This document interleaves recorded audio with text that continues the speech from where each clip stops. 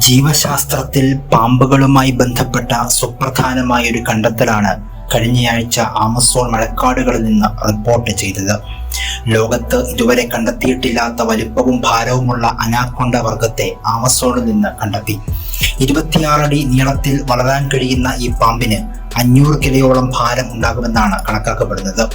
അനാക്കൊണ്ട വർഗത്തിലെ green അനാക്കൊണ്ടയാണ് ഇതുവരെ ഏറ്റവും വലിപ്പമുള്ള പാമ്പായി കരുതപ്പെട്ടിരുന്നത്.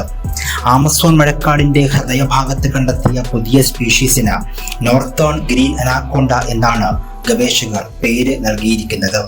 ഇക്കൂട്ടരും ഗ്രീൻ അനാക്കോണ്ടകളാണെന്നാണ് നേരത്തെ കരുതിയിരുന്നത്.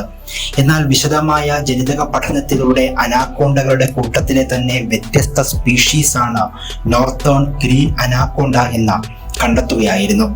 നാഷണൽ ജോഗ്രഫിക്കിന്റെ ഒരു പര്യവേക്ഷണത്തിനിടെ വൈൽഡ് ലൈഫ് അവതാരകനായ പ്രൊഫസർ ഫ്രീക്ക് വോങ്ങിന്റെ നേതൃത്വത്തിലുള്ള ടീമാണ് ഇവയെ കണ്ടെത്തിയത്. വെള്ളത്തിനിടയിൽ ഈ ഭീമൻ പാമ്പിന് സമീപത്ത് കൂടി നീന്തുന്ന വോങ്ങിന്റെ വീഡിയോ വൈറലാണ്. ആമസോൺ നദിയിലൂടെ വഞ്ചിയിൽ യാത്ര ചെയ്താണ് ഗവേഷകർ ഇവയെ കണ്ടെത്തിയത്.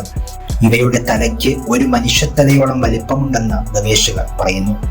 ഏകദേശം 10 മില്യൺ വർഷങ്ങൾക്ക് മുമ്പ് ഗ്രീൻ അനാക്കോണ്ടകളിൽ നിന്ന് വേർപിരിഞ്ഞിട്ടായിരിക്കും പുതിയ സ്പീഷീസ് ഉണ്ടായത് എന്നാണ് ഗവേഷകരുടെ വിലയിരുത്തൽ. ഗ്രീൻ അനാക്കോണ്ടകളുമായി ജനിതകപരമായി 5.5% വ്യത്യാസം ഇവയ്ക്കുണ്ടെന്നും ഗവേഷകർ പറയുന്നു. തെക്കൻ അമേരിക്കയുടെ ട്രോപ്പിക്കൽ ഭാഗങ്ങളിലാണ് ഇവ ജീവിക്കുന്നത്. അതിവേഗത്തിൽ പാഞ്ഞു പോകാനുള്ള കഴിവും ഇരയെ കിട്ടിയാൽ കെട്ടിയുരഞ്ഞ് മുറുക്കിക്കൊല്ലാനുള്ള ശേഷിയുമാണ് അനാക്കോണ്ട വിഭാഗത്തിലെ പാമ്പുകളെ അപകടകാരികളാക്കുന്നത്. അതേസമയം അനാക്കോണ്ടയുടെ അത്ര ഭാരമില്ലെങ്കിലും ഏറ്റവും നീളം കൂടിയ പാമ്പ് എന്നറിയപ്പെടുന്നത് റെറ്റിക്കുലേറ്റഡ് പൈത്തൺ ആണ്. തെക്ക് കിഴക്കൻ ഏഷ്യയിൽ കണ്ടുവരുന്ന ഇവയ്ക്ക് പൊതുവെ 28 അടി വരെ നീളം വെക്കുമെന്ന് കരുതുന്നു.